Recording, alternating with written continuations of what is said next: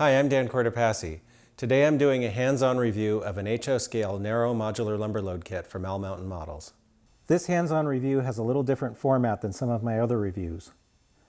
Since this is a kit and the results depend on the skill of the modeler, I'm not going to give it a score. I'll just give you my impressions as I build it. Owl Mountain Models offers two kits in this series.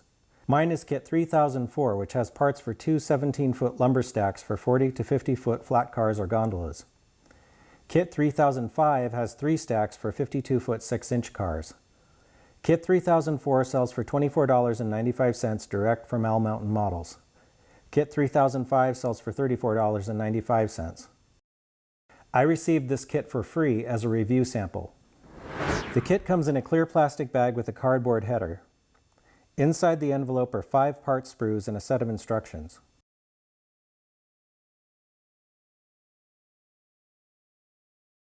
The instructions are very comprehensive and include prototype information, parts diagrams, and assembly directions.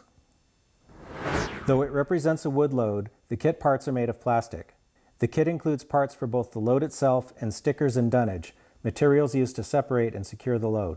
I looked through several books in my library and found a few pictures of freight cars with loads like this.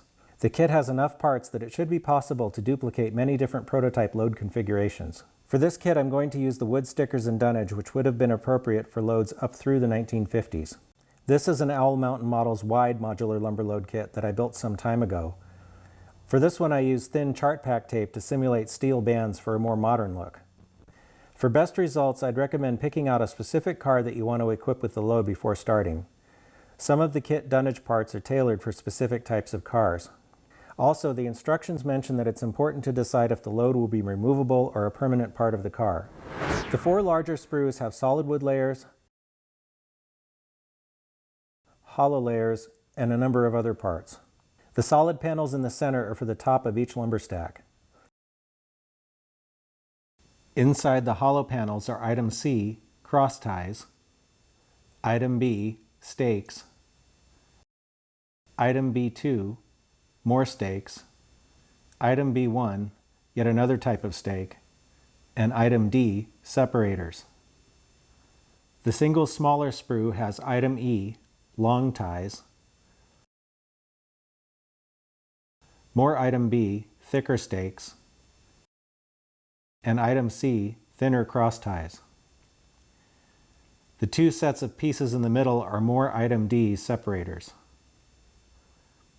I like to use sprue cutters to cut out the plastic parts. They make a pretty clean cut and don't put much stress on the plastic. The sprue cutters are good for removing the smaller parts from inside the hollow panels. There are a lot of similar looking parts in this kit, so I'd recommend keeping them organized.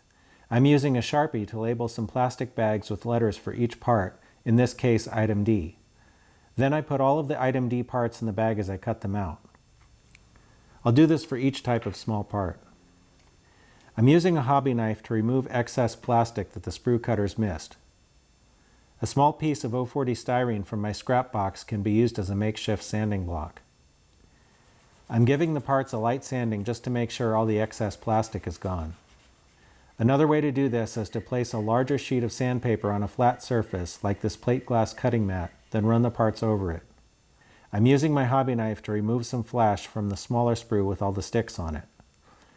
Once again, the sprue cutters are good for cutting the parts out. Again, since all of these look very much the same, I highly recommend working on one section at a time and then bagging each set of parts as they're cut out. The glass cutting mat and a hobby knife are great for cleaning up the ends of each stick. Since the parts are already molded in a wood color, you could skip painting, though if you do that, I'd recommend hitting them with some dull coat to kill the plastic shine. I'm going to paint my parts. I'll start by washing the larger parts.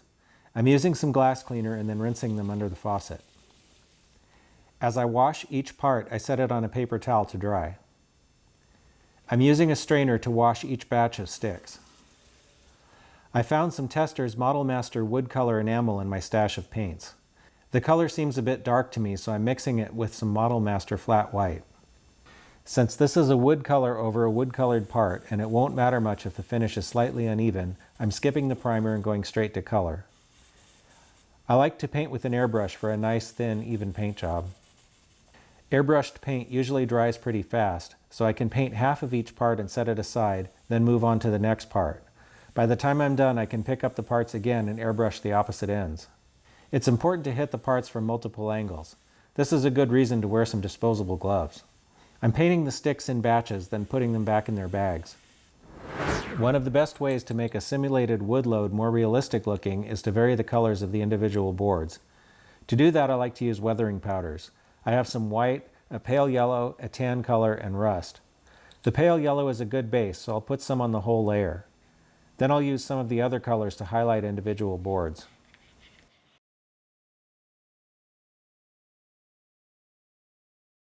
I've weathered enough parts to make 4 stacks of 5 layers each.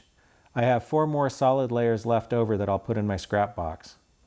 The instructions say to glue the layers together with CA or liquid styrene cement, but I decided to use canopy glue instead. When I built my first Owl Mountain lumber load, I found the unevenness of the planks made it difficult to get liquid styrene cement to work well. A damp paper towel will take care of any glue that squeezes out on the sides. Next, I'll glue 3 separators, item D, on the bottom of each stack. I had to shorten the separators slightly on the bottom stack so that they would fit into my gondola. If you wanted to add additional weights, you could do it now, gluing them inside the hollow space in the stack. I'd use the bottom stacks to keep the finished load from making the car top-heavy. I picked the 2 stacks that I like best to use on top. A little canopy glue on the bottom of the separators does the trick. The instructions say to use 3 or 4 stakes per side of each stack. I decided to use 3, again using canopy glue to attach them. I'm using the regular B stakes. The B1 and B2 stakes have notches to help them fit into narrower cars. After the stakes are on, it's time to install the cross ties, item C.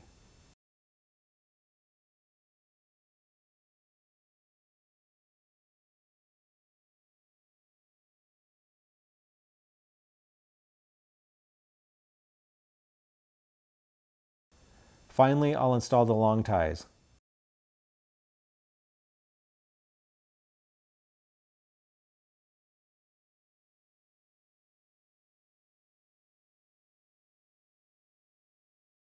That's it, the loads are now done. In the configuration I used, the lumber load kit adds a total of 1.3 ounces to my gondola's 2.5 ounces. The NMRA recommended weight for my Intermountain gondola is 3.9 ounces. With the load, the car weighs 3.8 ounces, which is great. This is a really neat, versatile lumber load kit that could be used with a variety of rolling stock or even as part of a lumberyard scene. It's not too hard to build, especially if you've tackled a couple of plastic kits before, and the instructions are easy to follow.